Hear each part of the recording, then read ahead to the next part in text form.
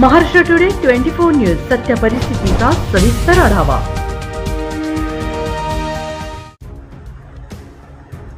अकोला ईद उल अजहाच्या पार्श्वभूमीवर शांतता कमिटीची बैठक। जिल्ह्यात ईद सौहार्दपूर्ण साजरी करावी।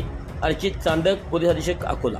अकोला जिल्ह्यात लवकरच बकरी ईद सण साजरा होणार आहे। या पार्श्वभूमीवर जिल्ह्यातील कायदा व सुव्यवस्थेचा प्रश्न निर्माण होऊ नये, तसेच नागरिकांनी सण शांततेत सौहार्दपूर्ण वातावरणात आणि एकोपाने साजरा करावा, यासाठी जिल्ह्याचे पोलीस अधीक्षक अर्चित चांडक यांनी अध्यक्षतेखाली शांतता समितीची विशेष बैठकीचे 4 जून रोजी पोलीस लॉन येथे आयोजन केले होते। पोलिसांच्यासाठी सोबतच आता कायद्याची तलवार प्रहार म्हणून चालणार असल्याची पोलीस अधीक्षकांनी शांतता समिती बैठकीमध्ये इशारा दिला आहे। बकरी ईद हा सण आपल्याकडे परंपरेनुसार शांततेत आणि प्रेमाने साजरा केला जातो।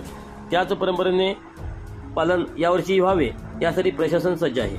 शहर व ग्रामीण भागात पोलीस बंदोबस्त वाढवण्यात येणार असून पेट्रोलिंग पथके, गस्त वाढवणे, वाहतूक व्यवस्थापन इत्यादी बाबीवर विशेष लक्ष दिले जाईल।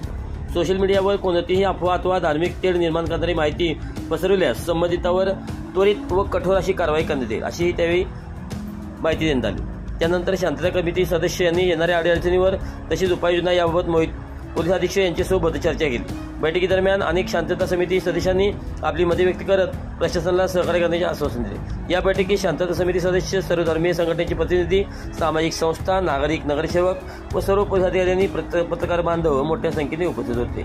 महाराष्ट्र टुडे 24 ताससाठी अकोला जिल्हा प्रतिनिधी समीर खान।